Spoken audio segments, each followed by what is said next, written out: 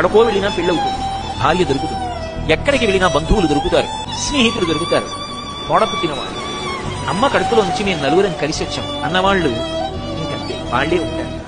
అది అపురూపమైనటువంటి అనుబంధం. ఆ అనుబంధం అది అనుభవించగలిగిన ఆర్ద్రత కలిగిన మనసున్న వాడికి తెలుస్తుంది తప్ప ఆర్ద్రత లేని వాడికి దెబ్బలాడుకోవడం ఒక్కటే చేతనవుతుంది. అన్నయ్య తమ్ముడు మాట్లాడుకోరు. దేనికి మాట్లాడుకోరు? ఆస్తి పంపకానికి గొడవ వచ్చిందా? అసలు ఆస్తి లేదు, మరి దేనికి దెబ్బలాడుకుంటున్నారు? కారణం లేదు. పెద్దలు ఎవరైనా వింటే నవ్విపోతారు. ఏ కారణం లేకుండా అన్నదమ్ములు ఇద్దరు సంవత్సరాలుగా మాట్లాడుకోలేదు. అప్పుడు ఏమి యోగ్యత కలిగిన బ్రతుకులు ఆ బ్రతుకులు? అది జీవితం కాదు.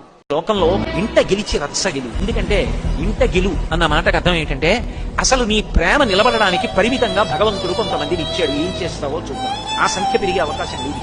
అదంతే, అలాగే ఉంటుంది. ఒక తల్లి కడుపులోంచి వచ్చాం అన్నవాళ్ళం కొంతమందిమే ఉంటాం, ఇంకా ఆ సంఖ్య పెరగదు.